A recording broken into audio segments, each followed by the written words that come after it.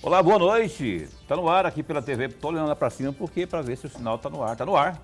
Está começando aqui pela TV Pantanal, emissora do grupo Gazeta de Comunicação, programa Opinião. Tá com 2 roteiros aqui, rapaz. Aí só que um é de ontem, por isso que eu perguntei aqui.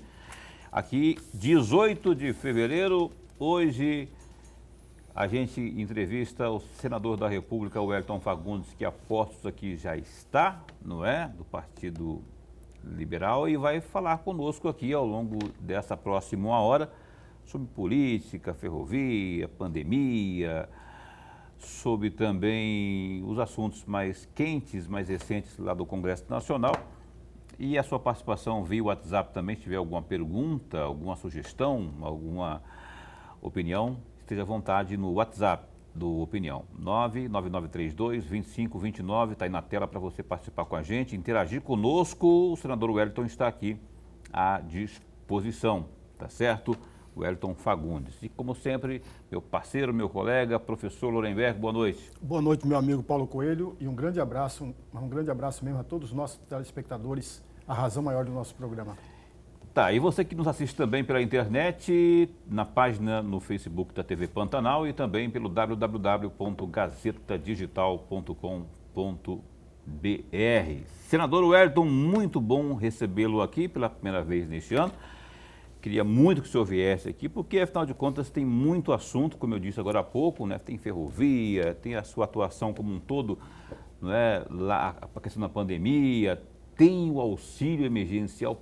Prorroga, não prorroga, vem, não vem, enfim, quanto será, quando será, e enfim, outros assuntos mais, eu gostaria muito de, e vamos aqui discorrer sobre eles no Opinião. Muito bom recebê-lo aqui, boa noite. Boa noite, Paulo, boa noite, Lorenberg, e boa noite a todos que nos assistem. Uma grande satisfação poder estar aqui. Satisfação é nossa. Olha, eu falei de ferrovia, mas dizer que eu estava assistindo agora há pouco o ministro Tarcísio falando, e os olhos até brilhavam assim das ferrovias, os investimentos que estão sendo engatilhados e que deverão já ocorrer já até a metade desse ano com a FICO, com outras ferrovias mais, a Ferronorte, que eu quero que o senhor fale sobre ela também, já que o senhor e o senador Jaime Campos estiveram reunidos com o Tarcísio, que verbalizou, né, que essa ferrovia vai chegar aqui a Cuiabá, daqui para Lucas, enfim. O que o senhor pode, em pinceladas mais concisas, né, dizer a respeito das ferrovias, que parece que eu vi uma cifra de 8 bilhões de reais de investimentos no estado de Mato Grosso, enfim. O que isso pode significar para o estado e se dá para dizer que dessa vez vai? Olha, a gente tem que ter fé, tem que lutar, tem que trabalhar para que as coisas aconteçam, né? Eu me lembro quando começamos a sonhar na duplicação da estrada que liga a divisa de Mato Grosso do Sul a Rondonópolis, Cuiabá, era um sonho, impossível. Demorou, mas hoje a gente pode aqui praticamente comemorar, né, a conclusão dessa duplicação que diminuiu muito o número de acidentes, que aqui era o trecho de mais acidentes frontais do Brasil. Mas nós vamos falar primeiro de ferrovia, né? Essa também é um sonho e que começou com Vicente Vuolo, né? Que lutou muito e que graças a essa perseverança do Vicente Vuolo, a ferrovia chegou a Mato Grosso num sonho que era impossível. Primeiro em Alto Taquari, depois em Alto Araguaia, passou por Itiquira e concluiu a grande primeira etapa em Rondonópolis, tendo o maior terminal ferroviário da América Latina. Está lá em Rondonópolis.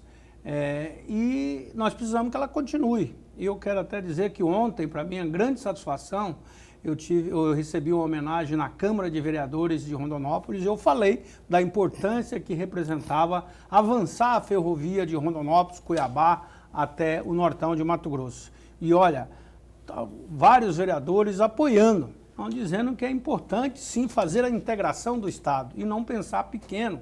Nós não podemos pensar que ela ficar parada em Rondonópolis é bom. Não, ela é importante e a gente tem que promover o desenvolvimento de todo o Estado. Por isso, inclusive, num entendimento com a bancada, eu inclusive indiquei e ele prontamente aceitou e é o nosso coordenador na área na questão da ferrovia Ferronorte para a chegada em Cuiabá ao senador Jaime Campos. E fruto disso nós tivemos algumas reuniões para que isso pudesse avançar. Primeiro trouxemos aqui à Assembleia Legislativa de Mato Grosso o projeto para fazer uma emenda constitucional no estado de Mato Grosso para que a gente pudesse ter essa ferrovia por autorização do governo do estado. E isso foi aprovado na Assembleia. Eu quero agradecer aqui aos deputados todos, mas liderado pelo deputado Botelho, a deputada Janaína, o Avalone. Essa PEC tramitou, foi aprovada e o governo do estado já mandou o projeto de regulamentação da PEC. Hoje mesmo eu falei com o vice-governador, o Piveta, que também está trabalhando com esse objetivo.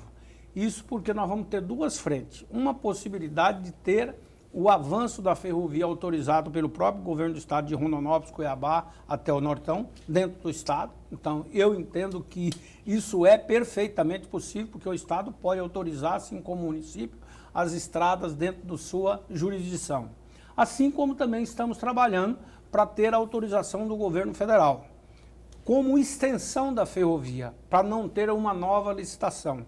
Porque esse trecho, quando o Vicente Vuolo fez o projeto, na verdade, era o projeto de até Rondonópolis, Cuiabá, Santarém e de Rondonópolis a Uberlândia. Mas a LR, que foi detentora das ações, abriu mão, por isso ela está hoje parada em Rondonópolis. Nós precisamos de uma nova autorização para que ela possa ser construída a Cuiabá e ao Nortão.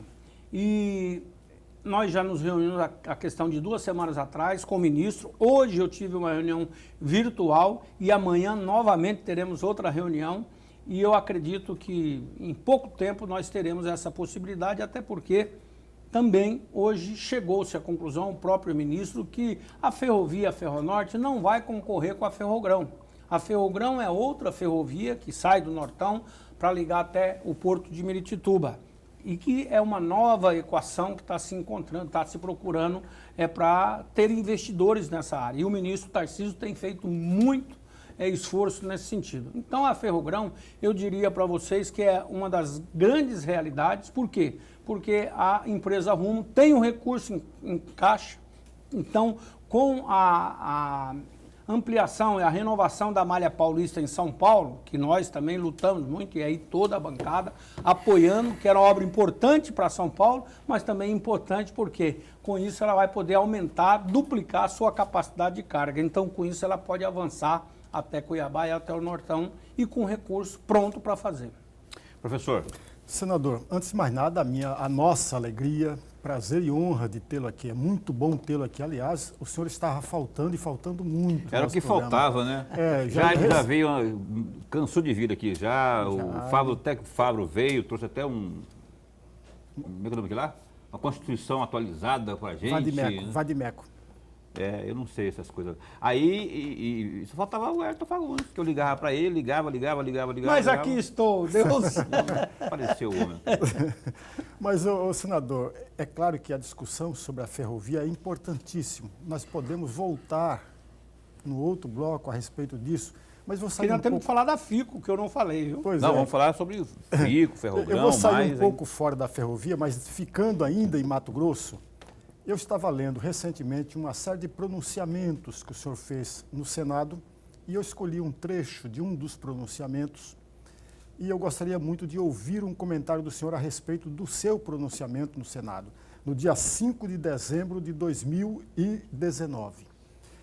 Entre aspas, o ministro Sérgio Moro autorizou, por meio de ato da publicação no Diário Oficial da União, emprego da Força Nacional de Segurança Pública, em apoio à Secretaria de Operações Integradas do Ministério da Justiça e Segurança Pública, nas ações da Polícia Judiciária no combate à criminalidade na região de fronteira do estado de Mato Grosso. Eu gostaria muito de ouvi-lo a respeito disso, principalmente está falando em criminalidade na fronteira de Mato Grosso. Aliás, nós tivemos aqui ontem o superintendente da Polícia Rodoviária Federal e falávamos em alguns momentos sobre isso. Coronel Mergues, se você me dá a oportunidade de dizer, inclusive, e lembrar que o ano atrasado eu fui o relator do orçamento nessa área da Defesa, da Justiça, e tive a oportunidade de fazer um grande trabalho com a Polícia Rodoviária do Brasil. E, à época, o diretor-geral era o Dr. Renato, e que nós fizemos, então, um entendimento, que seria o seguinte: eu alocaria os recursos para a Polícia Rodoviária Federal do Brasil, consequentemente, eles também teriam um compromisso de investir em Mato Grosso. E fruto disso, então, nasceu um projeto de uma grande parceria do Ministério da Justiça, da Polícia Rodoviária Federal, com a Polícia Federal, com o Exército Brasileiro. Inclusive, inauguramos aquele posto rodoviário aqui na saída de Cuiabá para Rondonópolis, que não é apenas um posto rodoviário. É o primeiro com vidro blindado, com toda uma estrutura de comunicação integrada com essas polícias. Inclusive, esse sistema ele está disponível até também para as propriedades ao longo das rodovias, as propriedades rurais, para ter o sinal de internet, para melhorar também a comunicação. Então, esse sistema já está funcionando.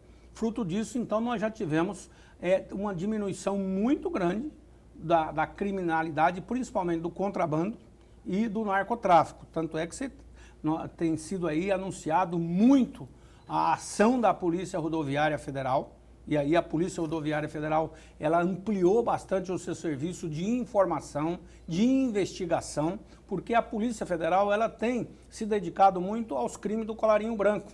E a Polícia Rodoviária, então, ela intensificou esse trabalho, em parceria com a Polícia Militar e a Polícia Civil.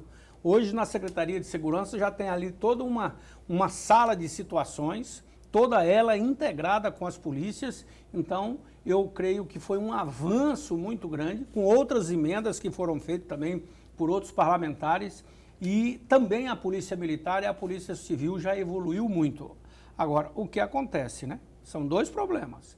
Ao mesmo tempo que a polícia, ela consegue comprar um equipamento, melhorar a sua inteligência, a bandidagem, o narcotráfico parece que faz isso com muito mais eficiência, porque o volume de recursos é muito grande.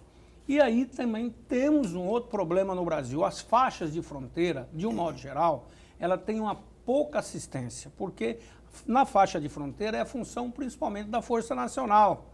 E aí nós temos no Mato Grosso, por exemplo, 720 quilômetros de divisa seca. É só atravessar a pé, mais ainda uma quantidade de quase 300 quilômetros, 200 e pouco de divisa por água. Então, mesmo estando integrado a Marinha, o Exército e a Aeronáutica, ainda é muito pouco o contingente para combater esse narcotráfico. E isso leva também à insegurança, né? E só quem tem uma família, quando tem algum membro envolvido no narcotráfico, que sabe como é difícil, né? Como é difícil essa questão. Então, por mais que se faça, ainda é pouco. Agora, que melhorou, melhorou muito, né? Então, é o trabalho que a gente pode dizer, e eu quero elogiar aqui principalmente o papel da Polícia Rodoviária, da Polícia Militar, da Polícia Civil e, claro, a Polícia Federal também nesse outro papel, mas que ela tem feito também o que é possível. Mas eu penso que as Forças Armadas, principalmente o Exército Brasileiro e a Marinha, a gente tem que procurar intensificar mais esse trabalho. E aí eu quero falar depois de uma outra questão, que é do 19º GAC, né? O 19º o quartel da Polícia Militar, que a gente está implantando também em Sinop. Então, daqui a pouco a gente fala sobre essa questão do 19º. Eu quero só para, nesse primeiro bloco ainda, a gente tem que ir para o intervalo comercial, mas eu queria que o senhor, em 2 minutos, falasse também. Eu quero voltar a falar, o Lorenberg, a gente começou a falar da ferrovia, o Lorenberg entrou com a polícia, com a questão da segurança, né? E eu volto aqui para a questão das ferrovias. O ministro Tarcísio precisou datas, e eu falo especialmente a Ferronorte, mas aí tem outras ferrovias também que estão chegando por aqui. Procede que até o meio do ano a gente vai ter aqui já novidades, já vai ter, não evidentemente os trilhos propriamente, mas o processo licitatório, já muita coisa avançada? Olha, no caso da Ferronorte não terá processo licitatório. O que nós estamos trabalhando é uma prorrogação, uma extensão do trecho de Rondonópolis, Cuiabá, até o Nortão, que está ali na região de Lucas, Sorriso, Sinop. Isso no caso da Ferronorte. Isso da Ferronorte. Então, não terá licitação. Ela será uma autorização de extensão, inclusive isso já com sinalização da ANTT, que é a Agência Nacional de Transportes Rodoviários, e também do Tribunal de Contas, porque é questão de economicidade. Ninguém teria interesse de fazer essa extensão, já que ela é dona de Rondonópolis até Santos. Então, ela mesma poderia fazer a extensão e a Rumo hoje tem o dinheiro em caixa. Ela pagou 5 bilhões da renovação da Malha Paulista e está fazendo um investimento de mais 6 bilhões no estado de São Paulo. Para quê? Para duplicar essa capacidade. E nós temos um grande volume de carga já no Nortão e aqui em Cuiabá, principalmente porque agora aumentou o transporte através dos containers. Então, Cuiabá passa a ser estratégico também, principalmente para a carga containerizada. Então, isso tudo viabiliza mais a extensão da ferrovia Ferronorte. Em relação à FICO, que é a Ferrovia da Integração do Centro-Oeste, que ela sai lá de Mara Rosa até Água Boa, essa foi uma ação muito inteligente que foi feita agora nesse governo, e aí o ministro Tarcísio, que já pertencia também ao governo passado, por isso uma coisa foi dada sequência à outra. Nesse caso lá foi feito praticamente uma permuta. Renovou-se com a Vale do Rio Doce a ferrovia, a outorga lá da ferrovia Carajás, no Pará, e também da Minas Espírito Santo. Em troca disso, eles vão construir o trecho de Mara Rosa até Água Boa, com previsão contratual de fazer a obra em 4 anos. Também não terá licitação, será uma obra construída com recurso privado e entregue ao governo depois de pronta, nesse período de 4 anos, e nós deveremos estar assinando o contrato agora até mais 60 dias no máximo, que isso já está pronto, já está aprovado, com licença ambiental, então a obra é para começar este ano.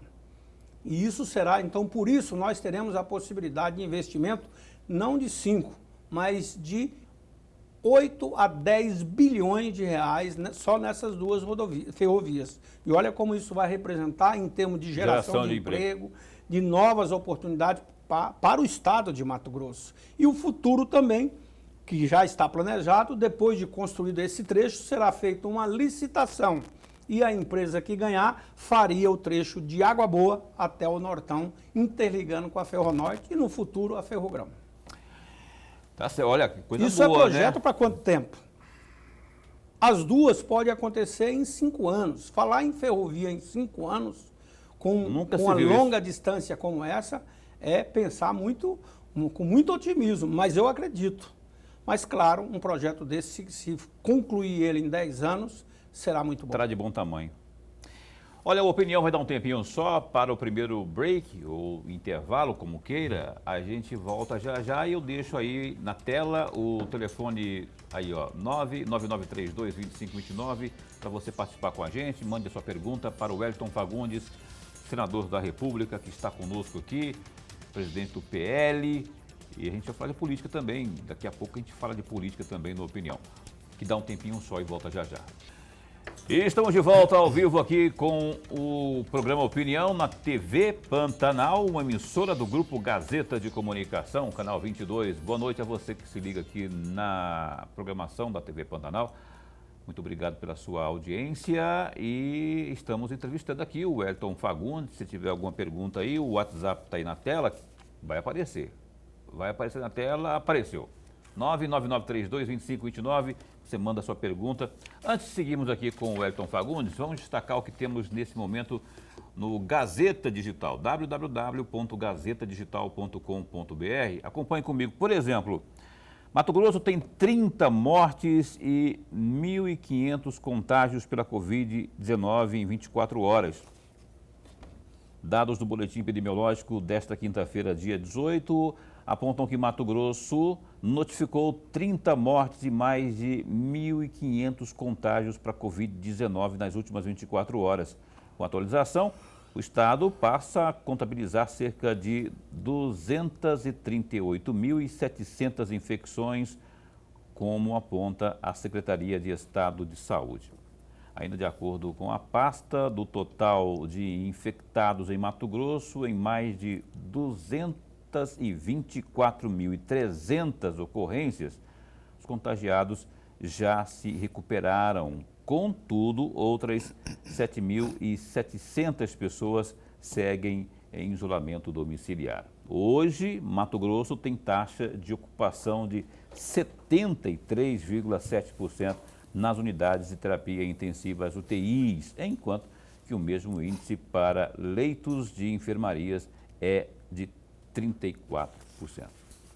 Tem também esse destaque aí no Gazeta Digital, ó, até sexta-feira, no aguardo do Ministério, Mendes negocia a compra de 1.500.000 vacinas.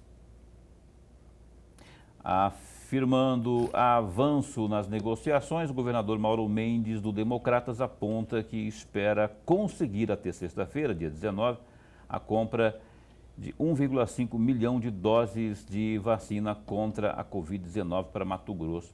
As negociações são realizadas por intermédio do Ministério da Saúde com 2 laboratórios. No entanto, o Democrata afirma que o aval depende da pasta federal. Após reunião com o ministro da Saúde, Eduardo Pazuello, Mendes pontuou que só vai garantir a compra das vacinas caso elas sejam destinadas para Mato Grosso.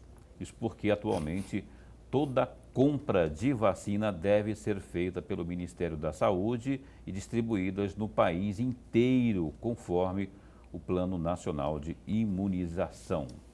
Aí também no Gazeta Digital. Dá uma acessada lá que tem mais informações, mais notícias, esporte também, lazer, tem economia, política, polícia, enfim.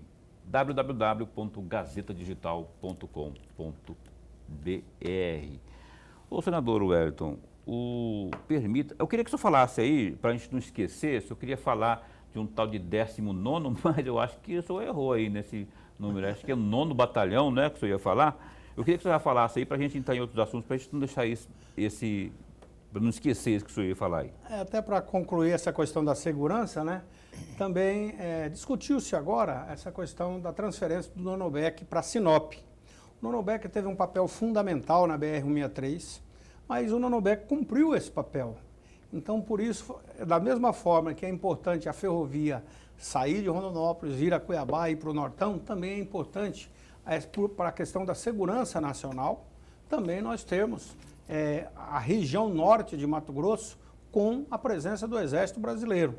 Hoje nós já temos o Exército ali na região do Araguaia, em Aragarças, mas atende o Mato Grosso. O 8º em Rondonópolis. Aqui nós temos 3 ou 4 departamentos do Exército, então por isso foi uma decisão do Exército Brasileiro de levar o Nonobek para a região norte e na cidade de Sinop. Esse projeto começou à época, inclusive o deputado Nilson Leitão, e agora, o ano passado, eu coloquei uma emenda no orçamento e já está definido, então, a implantação em 4 anos do Nonobek lá no Nortão de Mato Grosso. Então, eu acho que isso é importante, até para o telespectador entender que nós temos que fazer tudo para integrar o Mato Grosso. Eu me lembro do meu primeiro mandato, naquela época, o grande sentimento do Mato Grosso era o divisionismo, criar o estado do Araguaia, o estado do Nortão. Quando dividiu o Mato Grosso, eu era estudante em Campo Grande, era aquele sentimento, enquanto o Campo Grande fazia festa, em Cuiabá era um velório. E olha, isso demonstrou que foi muito importante, porque tinha culturas diferentes. Mas hoje a economia no Mato Grosso, ela está toda integrada, o Nortão com o Araguaia. Então, quanto mais estradas, ferrovias, comunicação, presença do Estado, mais nós teremos esse sentimento de unidade. Então, por isso, Cuiabá, como a grande capital, também nós temos que fazer todo o trabalho no sentido de integrar o estado de Mato Grosso. E eu acho que essa é mais uma ação importante. Mas é que vai fazer uma falta aqui, vai, hein? Não, não faz falta aqui na Baixada nenhuma. Cuiabana? Não, nenhuma, porque nós temos aqui o Exército da Cavalaria, nós temos outra presença. E o Nonobek é de engenharia. Então, o que precisa principalmente da presença do Exército, além da questão de estratégia de segurança, essa questão das estradas, a 174, outras estradas importantes, integrar toda essa região do Nortão de Mato Grosso. Eu acho que é muito importante. Olha, você que participa conosco pelo WhatsApp na TV Pantanal, 999322529. Senador, chegou aqui acompanhe comigo aqui no telão, uma participação aqui do telespectador dizendo o seguinte: boa noite, aqui é o líder comunitário, presidente do bairro Chácara dos Pinheiros, Oswaldo Brito. Eu venho, por meio deste, solicitar do nosso senador uma ligação da estrada do bairro Pé 90, sentido zona rural, Rio dos Couros, para sair na Chapada dos Guimarães. Oswaldo Brito está pedindo isso aí para o digníssimo, dando uma resposta aí para o Oswaldo Brito, ainda que seja... Olha, essa estrada, se é bem que eu estou entendendo, é uma estrada que passa aqui no Linhão, que integra Cuiabá a Chapada dos Guimarães. Eu acho que ela é extremamente viável. Eu, inclusive, já discuti isso com o deputado Nininho, outros parlamentares que lideraram esse trabalho, inclusive também com o secretário de Infraestrutura. É uma estrada estadual e que eu entendo que é muito bom, Oswaldo, essa estrada, porque a ligação hoje de Cuiabá a Chapada é quase impossível fazer a duplicação dela total, principalmente ali no Parque Nacional de Chapada. E tem ali o Portão do Inferno, locais muito complicados. E aqui nós teríamos uma outra via de acesso que poderia ser, inclusive, duplicada. Ela sai um pouquinho após Chapada dos Guimarães, mas, claro, aquele trecho ali, ela não tem problema da serra, ela vai praticamente quase toda embaixo do Linhão. Eu acho que é uma estrada extremamente viável. Mais um WhatsApp que chega aqui, mais uma participação. O telespectador pergunta assim: boa noite. Pergunta aí ao senhor senador, se não existe nenhuma programação prevista para a duplicação da rodovia perimetral entre os trechos Distrito Industrial ao Trevo do Lagarto, pois quando tem algum acidente, trava tudo por lá. Parabéns pelo programa. É o Caetano, que não é aquele, mas é esse aqui, o Caetano aqui de Cuiabá. Não é da Bahia, Ivair, é de Cuiabá. Parece, Ivair Caetano? É daqui tá Caetano só. Ivair Caetano. Hã? Ivair. Ivair Caetano, Tá verdade. escrito, eu li ali na tela. Não, porque o Ivair ficou numa linha de cima, eu só li a linha de baixo. É o Ivair Caetano, falou Ivair Caetano.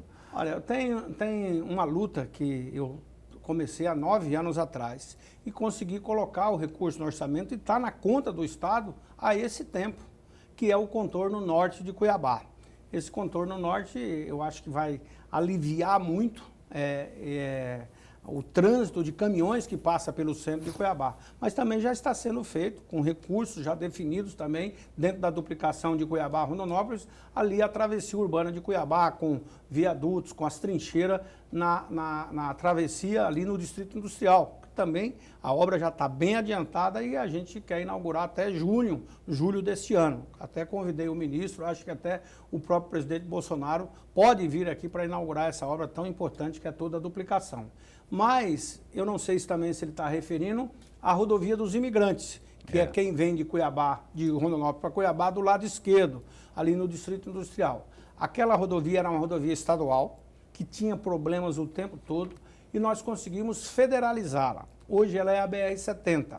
Dentro da concessão da divisa de Mato Grosso do Sul até Sinop, essa estrada tem que ser duplicada pela concessionária. Agora, infelizmente, a concessionária que pertence ao grupo Odebrecht entrou na operação Lava Jatos e ela não tem mais condições de tocar. E nós estamos trabalhando muito junto ao ministro para ver se faz um acordo amigável para que um outro grupo possa substituir, porque está cobrando o pedágio, não está fazendo obras, então tem que ser substituído o grupo. E o ministro, agora, nessa última audiência que tivemos, ele deu mais 90 dias de prazo, caso contrário, será feita uma intervenção e até uma nova licitação, que não é o melhor caminho, porque uma nova licitação pode ir para a justiça, pode demorar muito.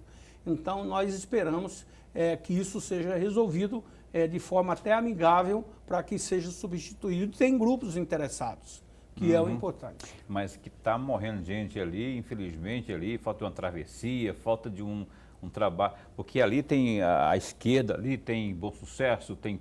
Só que eu quero elogiar a prefeita Lucimar, o senador Jaime, inclusive, contra gosto, a concessionária não queria permitir, teve que colocar lombadas eletrônicas, sinaleiros, caso contrário teria muito mais morte. Teria. Tá aí, portanto, Ivair Caetano, a resposta aí do senador Jaime Campos. Ele falou aqui que com a Lucimar fez lá o trabalho lá na Imigrantes, que hoje é 070, naquele trecho ali perto de Praia Grande, Bom Sucesso, para evitar esse número grande de acidentes. Você pode participar conosco, 99932-2529. Mande também a sua pergunta aqui para o Wellington Fagundes, senador que está conosco. Professor. Senador, eu vou voltar ao pronunciamento do senhor no dia 3 de setembro de 2020. 3 de setembro de 2020, abre aspas. Sabemos que o Pantanal de Mato Grosso do Sul tem mais investimentos, até com mais pesquisas. Hoje, principalmente no Mato Grosso, a legislação está transformando o Pantanal praticamente intocável. O fazendeiro não tem direito nem de fazer a limpeza. Não tem como fazer a plantação de uma pastagem para melhorar a alimentação bovina. Não teve o pisoteio necessário. A macega cresceu muito e hoje nós temos essa queimada. Fecha aspas. Eu tenho 3 perguntinhas a fazer ao senhor com relação a esse trecho. A primeira delas, por que a parte do Mato Grosso do Sul, do Pantanal do Mato Grosso do Sul, tem mais investimento do que o nosso, inclusive com pesquisas? A segunda questão, na opinião do senhor, senador, a legislação ambiental é a causa da queimada no Pantanal? Ou foi a causa da queimada do Pantanal?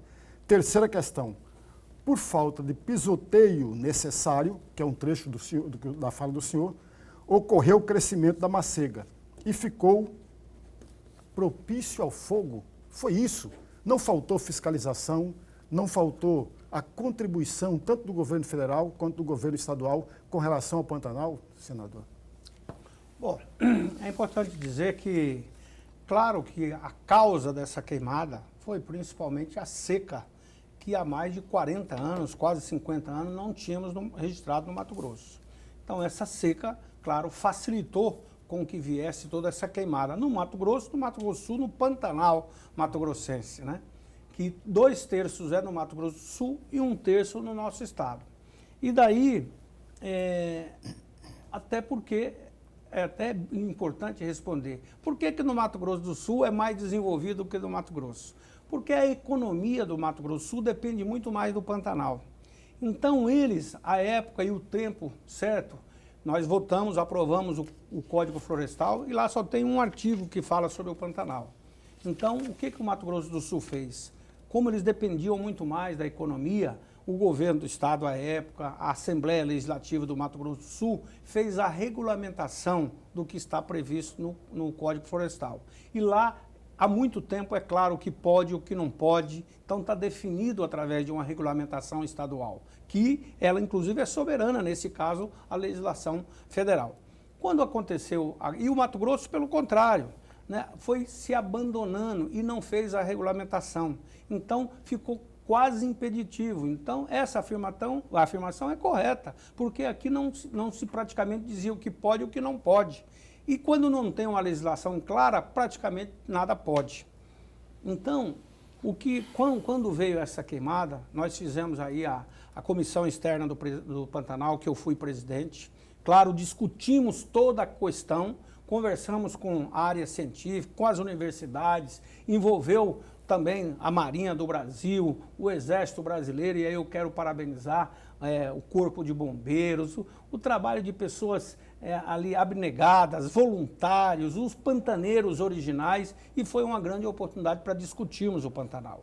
E aí eu apresentei, inclusive, o Estatuto do Pantanal, que está lá no Congresso Nacional, e precisamos aprová-lo. Mas também chamamos a atenção, tanto do governo federal, que esteve aqui o ministro, várias vezes, o ministro do Meio Ambiente, esteve aqui o ministro do Desenvolvimento Regional, como também fomos a Mato Grosso do Sul discutir com os parlamentares do Mato Grosso do Sul. Como lá eles já têm uma regulamentação, já tem uma legislação pronta, eles inclusive ficaram muito preocupados se nós íamos fazer uma legislação no Mato Grosso que fosse nacional para impedir o desenvolvimento do Mato Grosso do Sul. Não, muito pelo contrário, nós queremos um Pantanal sustentável, mas também com desenvolvimento econômico. E aí é onde eu quero aqui dar uma boa notícia, e a gente tem que elogiar nesse ponto a secretária do Meio Ambiente de Mato Grosso, Maureen, fez um grande trabalho, e ontem saiu, já em função do decreto, a primeira licença no Mato Grosso para fazer a limpeza no Pantanal. A primeira propriedade saiu ontem a autorização. Então isso já é um grande avanço, mas nós temos que regulamentar toda a legislação como foi no Mato Grosso do Sul. E aqui é importante que a Assembleia Legislativa contratou a Embrapa, contratou o IME, e agora está sendo feito todo esse projeto que será aprovado também na Assembleia, enquanto também aprovamos o Estatuto do Pantanal para regulamentar tudo. Mas, então, tudo isso é um avanço necessário na legislação. Então, a legislação não foi a causadora, mas, claro, foi o impeditivo de fazer, por exemplo, a limpeza, definir o que pode. Então, também a falta de legislação no Mato Grosso contribuiu para que a gente tivesse uma queimada muito expressiva, mas não é a causadora principal. E, aliás, nós temos uma previsão de mais 4 anos, 3 a 4 anos de seca, né? Agora eu tive no Pantanal visitando essa semana, há 15 dias atrás, e realmente, apesar de chuva, mas ainda existe o problema da causa da queimada, que é adequada.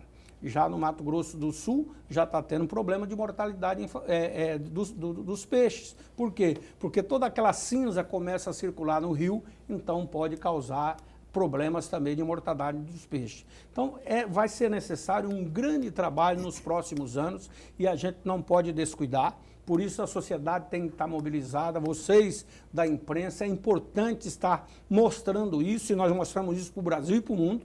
E eu tenho certeza, a semana passada eu estive no Rio de Janeiro, na sede nacional do SESC.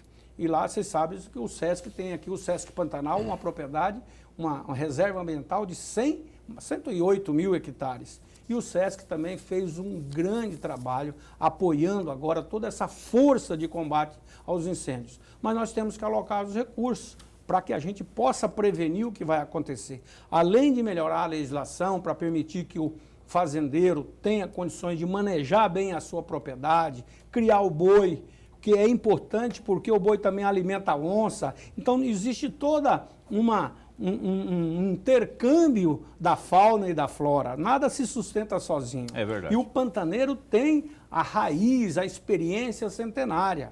Então, nós estamos fazendo esse trabalho e, com certeza, alocando recursos. Eu aloquei recursos para fazer o primeiro centro tecnológico de pesquisa do Pantanal, que será feito em Mimoso. Ali, onde... Quanto? 5 milhões de reais, e será ali onde é o Memorial Marechal Rondon, que está abandonado. Entendi. O senador Jaime Campos já alocou recursos e já foi inaugurado a primeira unidade do Corpo Bombeiro em Poconé, exatamente com a capacitação para cuidar disso. Aloquei recursos também para equipamentos, aquisição para a construção de poços artesianos, e junto com a Associação Mato Grossense dos Municípios já está sendo feito todo o projeto com os geólogos para levantar onde é mais necessário. A Marinha do Brasil já está capacitando 180 novos brigatistas para fazer o combate ao incêndio. Ou seja, é um grande trabalho que a gente não pode descuidar. Então, toda a sociedade tem que estar pronta, olhando e ajudando também, porque o Pantanal é um patrimônio do Brasil e da humanidade. Verdade. Então, aqui ao vivo com a gente, o Wellington Fagundes, senador do PL de Mato Grosso, que continua conosco. A gente vai para mais um break comercial. Você pode continuar participando, 999322529, o WhatsApp do Opinião, que dá um tempinho mais uma vez e volta já já.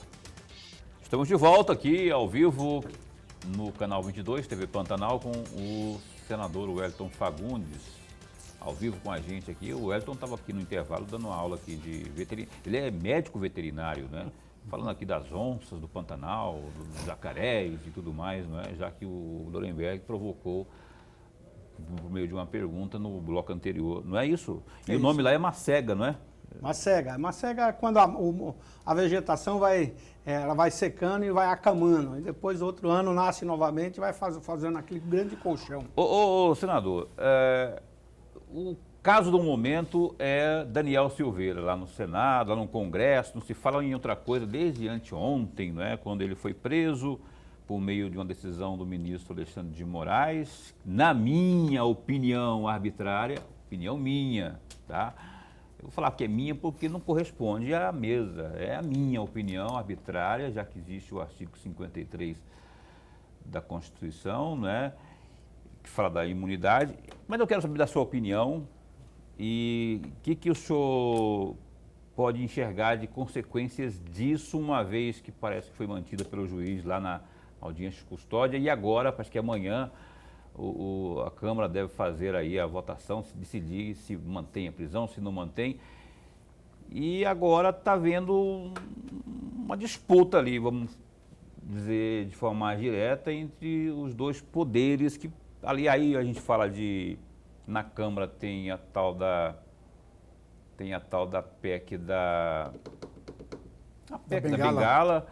Lá no Senado tem um monte de pedido de impeachment aí dos ministros, enfim, que consequências podemos ter, mas primeiramente sua opinião sobre isso aí, que eu já digo, já não concordo com o que o deputado fez, falou, foi absurdo, mas existe uma lei que poderia ter, que deve ser seguida. Bom, eu me coloco, e é importante esclarecer, eu sou um político de centro, moderado, e como um político moderado, eu até compreendo e aceito discutir com a extrema-direita, com a extrema-esquerda. Agora, não sou obrigado a concordar.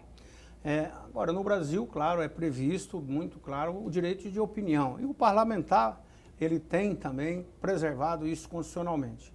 Agora, a grande gravidade nesse aspecto aí é exatamente incitar a opinião pública a não respeitar as instituições. E democracia só funciona com o pleno também funcionamento das instituições.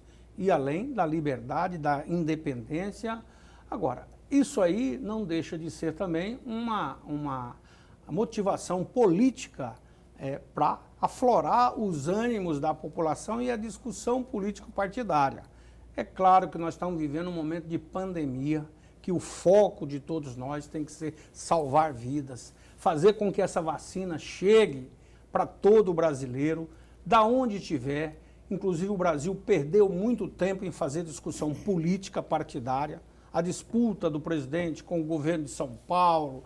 Eu ouvi agora há pouco o governador Mauro dizer que está querendo comprar vacina, se pode comprar ou não pode. É claro que isso é obrigação do governo federal. Está autorizado 20 bilhões para o governo federal comprar a vacina. Está assinado o cheque, inclusive. Está tudo pronto, nós já aprovamos isso no Congresso Nacional. Não é função de governo do Estado nem de município. Por que não foi autorizado para que as pessoas pudessem comprar? Porque aí ia ter privilégios. Isso é um direito de todo brasileiro, tenha ou não tenha dinheiro. Isso é uma questão de sanidade, uma questão sanitária do país, não é sanidade, sanitária do país. Então a vacina tem que chegar para todos. Então isso é um motivo para desviar a atenção. Isso aí é radicais com o objetivo de desviar a atenção principal do Estado brasileiro, que é cuidar da saúde e da vida das pessoas. Por isso eu não vou nem entrar no mérito. Mas o artigo 53, agora, eu queria que o senhor comentasse. Aí é uma questão de juristas, porque nós tivemos uma decisão do Supremo Tribunal Federal por unanimidade. Agora caberá à Câmara dos Deputados decidir, votar se mantém ou não a prisão. Agora, esse cidadão não pode estar livre para continuar incitando a guerra e tirando a atenção do que é mais principal para a família brasileira, que é salvar vidas. Mais de 230 mil pessoas já morreram. E se o Brasil, nós convocamos o ministro Pazuello a semana passada, ele foi no Senado da República e ele fez um compromisso com a nação. Até julho terá vacina para 50% da população brasileira e até o final do ano 100%. Se o governo não cumprir isso, aí sim, a coisa fica muito grave para a sustentação de um governo. Então, eu apoio o presidente Bolsonaro, quero que o Brasil vá bem, mas não podemos aceitar que se busque desviar a atenção para prejudicar a população como um todo. Então, eu acho que a Câmara Soberana vai votar e vai decidir se eu tivesse lá para votar, eu liberaria com as condições de que ele não pudesse continuar incitando a população. Se Dá ele um gancho nele de continuasse, 6 meses. dá um gancho e dar as condições. Não pode nenhum cidadão incitar para que a gente possa ter amanhã um confronto, uma guerra civil. O Brasil é um país democrático e nós temos que fazer mas aí o com que a argumento democracia que usou- continue a existir. O argumento que usou Alexandre de Moraes, se baseando na Lei de Segurança Nacional, do regime militar. Quer Por dizer, isso, se eu tivesse lá que para votar, incoerência maior a que minha essa? opinião de votar, eu votaria pela liberação do parlamentar, mas com condicionantes. Ele não poderia continuar a incitar a população. Então, Olha- minha posição é clara. Olha, antes de passar aqui para o Lorenberg, Apesar de não votar, mas estou aqui dizendo de que forma eu votaria. o senhor já esteve lá, inclusive, né, muitos anos.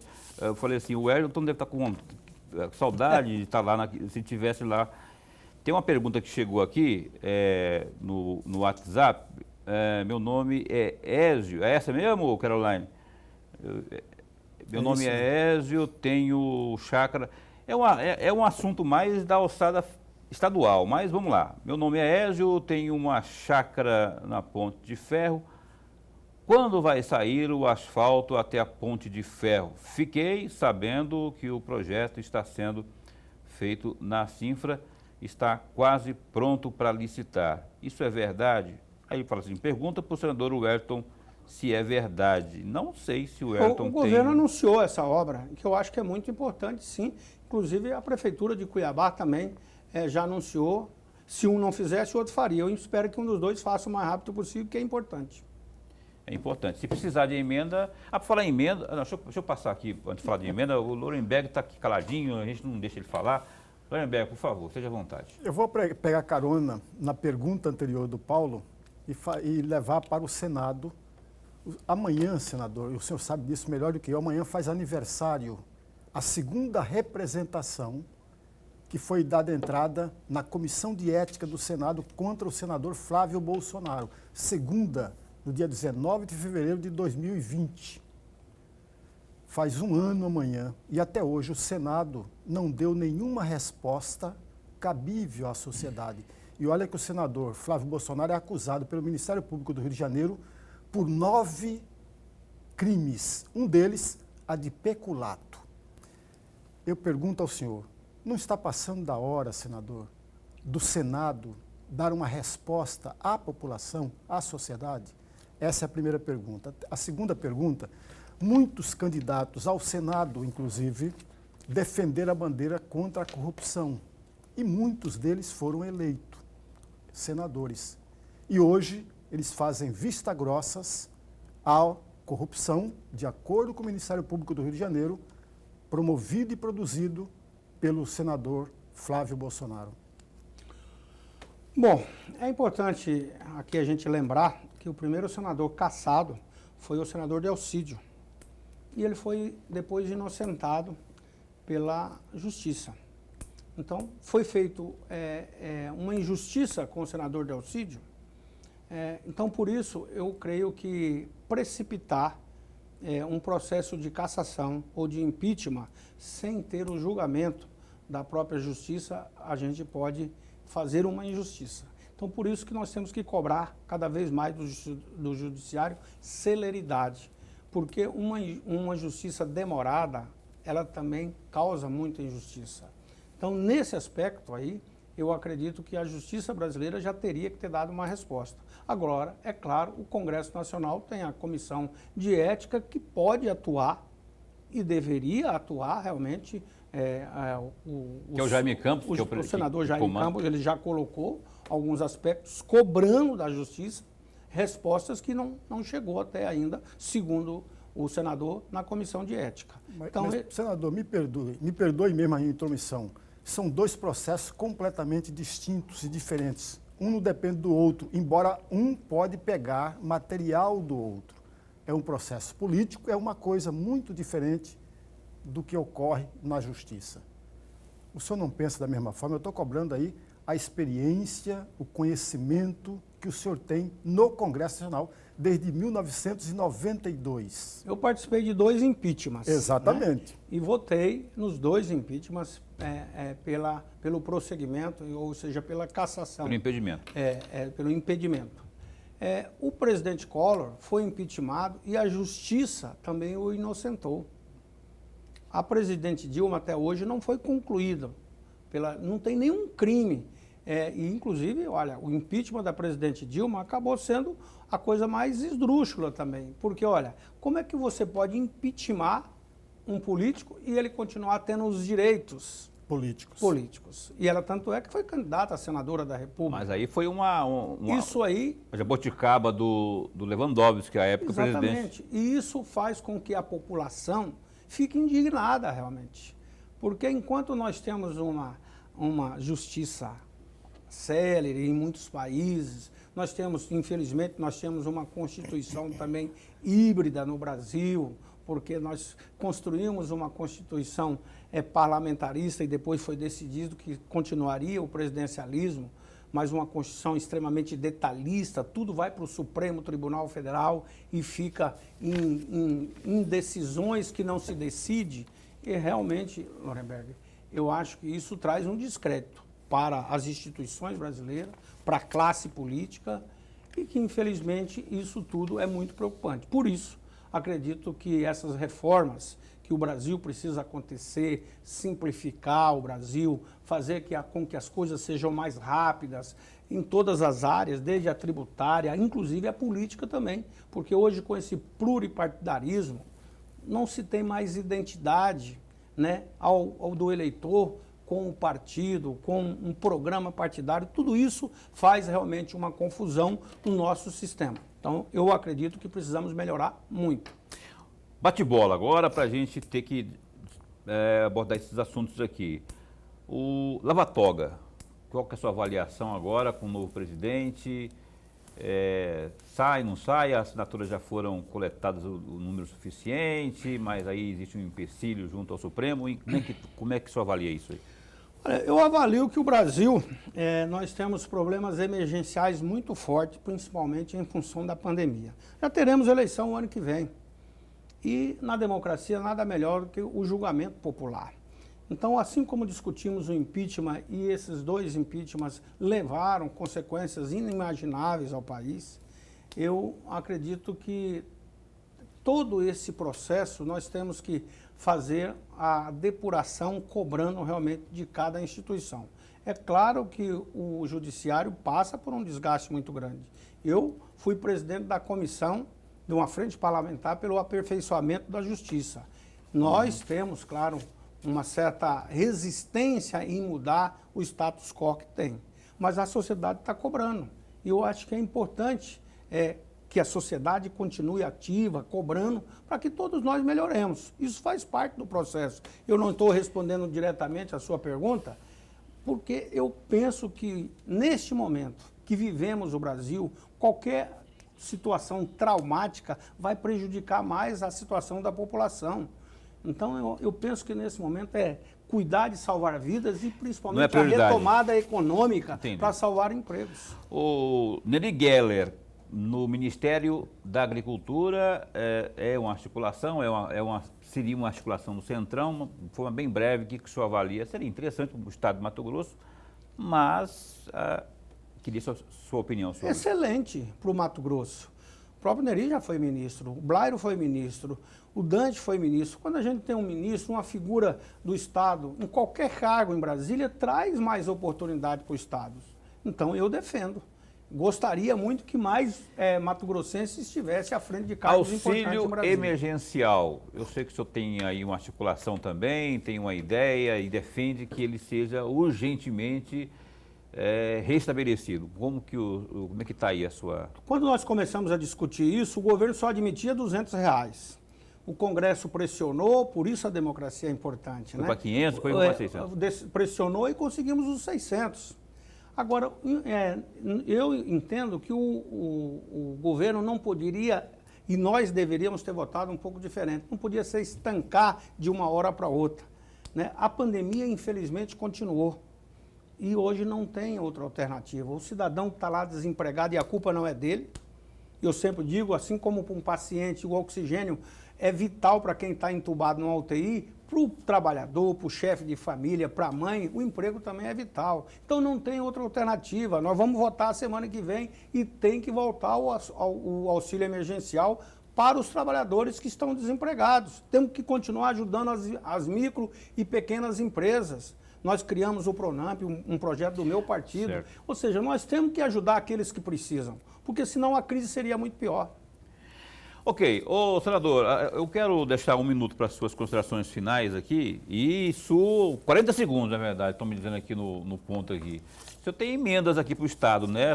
Vamos falar de valores só para a gente dar uma encerrada aqui, porque eu sei que muitos municípios aí que assistem pela internet podem... Eu diria para você que a emenda é muito importante. Discute-se muito as emendas, só que não é tão relevante, porque o volume de investimento que o país vai ter para esse ano é muito pequeno. Por isso que eu lutei tanto pela aprovação do FEX, da regulamentação da Lei Candir, e talvez esta seja uma das contribuições mais importantes dos últimos 20 anos que aconteceu no Congresso Nacional. Porque os estados exportadores, né, nós gastamos a nossa energia para exportar, para ajudar o Brasil, e os municípios, os estados não tinham isso de volta. Agora não, aprovei, é lei, e o governo federal terá a obrigação de repassar, nesses próximos anos, 65 bilhões. E Mato Grosso vai receber 6,5 bilhões, sendo que 75% é para o governo do estado e 25% para os municípios. E olha, eu fui adversário do Mauro, nós concorremos na eleição e estou ajudando o governo do estado, porque é bom para Mato Grosso e para cada mato-grossense, para fazer mais estrada. Hoje mesmo, foi anunciado com os prefeitos, tive com inúmeros prefeitos, obras de mais escola, de mais infraestrutura, e isso é importante, principalmente no estado como Mato Grosso. Tá certo, tá aí, ó. Ação parlamentar, 6 bi. Olha só, o Wellington Fagundes, muito bom recebê-lo aqui. A gente tem teria outros tantos aqui. O Lorenberg tem um catatal ali de perguntas, mas a gente não consegue mais, porque o horário de rede tem que ser obedecido. Obrigado por ter vindo. Mas, ó, o caminho é esse aqui, você ouviu, né? O senhor pega ali, vira aqui e chega aqui, bate a campainha e a gente abre, o senhor vem aqui e fala conosco mais quanto tempo for necessário, tendo informações boas. Obrigado por ter vindo e um ano esplendoroso para o senhor aí. Quero agradecer, Lorenberg, a você, Paulo. Hoje eu agradeço aqui a todos os vereadores de Cuiabá, recebi uma homenagem, como eu recebi ontem em Rondonópolis, por estar completando 30 anos de mandato, 6 mandatos consecutivos como deputado federal. Tive a honra de ser o mais votado da história de Mato Grosso por 2 vezes e, claro, isso me traz mais compromisso de continuar lutando. Olha, estou energizado. Eu acho que na dificuldade a gente tem que buscar mais força para vencer e nós estamos num momento de pandemia que não pode aceitar nem cabeça baixa, dos políticos principalmente, e daquelas pessoas que estão à frente, né, ajudando e que podem ajudar o país. Então vocês da imprensa são fundamentais. Estivemos aqui quase 1 hora e se deixasse falaria 3 horas. Muito obrigado, boa noite a todos que participaram também do programa. Lorenberg Alves, até amanhã. Até amanhã, meu amigo Paulo. Muito obrigado, senador. Até amanhã, amigo telespectador. Então, amanhã, também conhecida como sexta-feira, teríamos aqui a deputada federal Rosa Neide, só que houve um contratempo lá em Brasília, devido ao Daniel Silveira. A votação vai ser amanhã pela Câmara. A gente vai ter um outro entrevistado amanhã. A gente estará, ao longo do dia, divulgando nas nossas redes sociais. Tá certo? É isso. Até lá. Fica bem, fica com Deus também.